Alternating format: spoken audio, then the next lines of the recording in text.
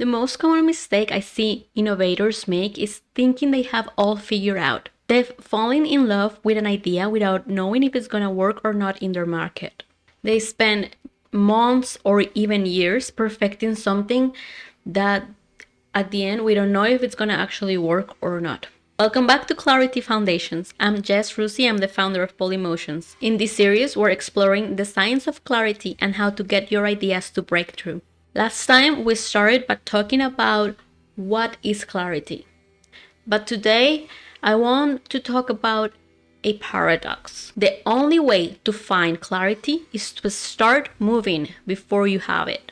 And by that, what I mean is that you don't need a perfect map before you start a mission. Actually, trying to perfect that and try to get everything in order before you start is what keeps so many ideas from ever launching. So today's video is a little bit more on the motivational side. We're gonna get a little bit hormosy here and just talk about what you need to start. If you follow any business advisor, any business coach or influencer, you've probably heard about the cost of inaction always being greater than the cost of failure.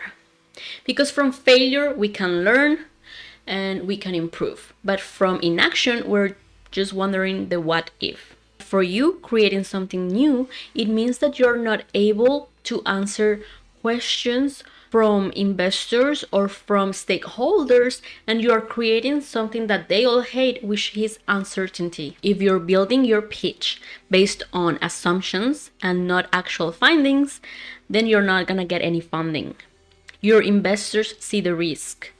You think you're being cautious by waiting and making sure that everything's perfect before starting, but what they are seeing is doubt. And sometimes the problem is that we think we are doing something by deciding to do something, but there's a huge difference between deciding to do something and actually doing it. As we discussed in the last episode, every new piece of technology or new device goes through the same product journey. The traditional model suggests a linear path. You have an idea, you create a design, you manufacture it, and then you launch. But this model has a flaw. It assumes that you can perfect everything in the early stages. The reality is that you'll learn things along the way that will force you to adapt. Change is a fact in life, business, and in product development. The goal is not to avoid change, but to bring it as early as possible as you can in your process to avoid changes later on, because the later the changes, the more costly it becomes. So to gain true clarity, you need to start. And to start, you need two things: to validate your audience and to validate your idea.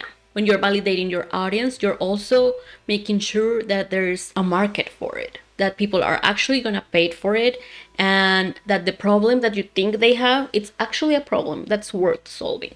When you validate your idea, you're making sure that you are solving that issue, that problem for them, for the right user, and that it's actually something that works, that's safe, and that's gonna be able to be scaled up. So let's start by talking about validating your audience. Because when you, especially if you're first starting and you don't even have a brand yet, you don't really know who your audience is. You may want a specific audience, but that is not always how things work. You need to confirm that your problem is actually what you think it is, and you also need to make sure that that audience is willing to pay for your solution. You don't need to be everywhere or solve every problem. You need to concentrate on a specific group of people, and then from there you go on. But for that, communication is key. You need to truly understand their problem, and for that, the only way is to have real conversations, and in person, better. In later episodes, we're gonna get deeper on how to validate these ideas, but the key here is that they need to feel understood. They need to know that you get who they are and also what the problem is. And then based on that problem that you find, you can start working on ideas. I just met somebody who's going through this phase right now, and she's talking with possible customers, possible users, learning about what they're actually looking for, if the price that she is thinking about would be something that they're willing to pay, or if not, like what are they thinking about, how are they dealing with this problem right now.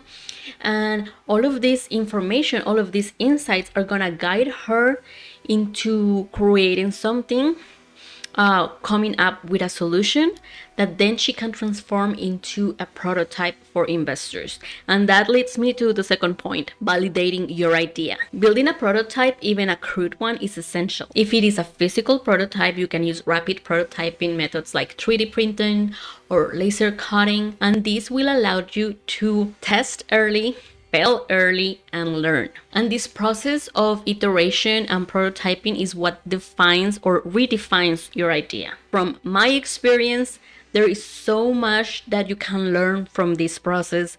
It usually ends up that your idea or what you thought it was gonna be does not work. It doesn't work like you expected and it needs improvement, or actually it works as you expected, but now that you see it, you think you can do so much better. You come up with a new idea and a better one. And all of this leads to a final prototype that you will be able to show to demonstrate that your idea works, is safe, that there's a market for it, and that you can scale it up. As you go through this process of idea, prototype, iteration, testing, validation, you gain insights, you start transforming assumptions and the what ifs into clarity and data that backs up your ideas. So you stop operating based on assumptions and you start making decisions based on data. And you can push this farther on those early stages, but inviting future collaborators to be part of those initial phases. This can mean getting your industrial designer from very early on to talk about possible design solutions, user friendliness, or your manufacturing partner to talk about like what could be possible or not. They're gonna challenge your design, your material choices, your user friendliness, your manufacturing, your assembly, test your validation methods. Like their feedback is invaluable. And in later episodes, we're gonna talk more about when to bring those collaborators in, because it's very important that initially you have your time to create and think outside the box, but also you need to then be open for that feedback and that pushback on the craziness. And that's how you start getting that structure that you need to get the true clarity and start building with confidence. So to summarize, action allows for clarity and not the other way around.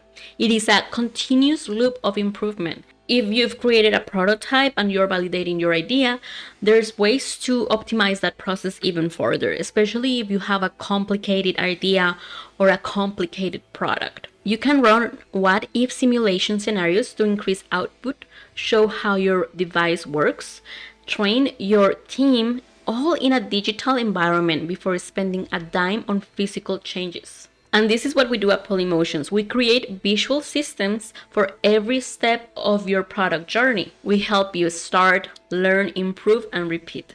This process of moving from idea to prototype to iteration to validation and then manufacturing, it's vital to building something that lasts. And like I mentioned before, you don't need to have it all figured out to begin with, but I also understand that you may want a framework that will guide your actions. And that's when this series comes in. This was episode 2 of Clarity Foundations. In the next episode, we're gonna go a little bit deeper into how to validate your idea and your audience. See you next time.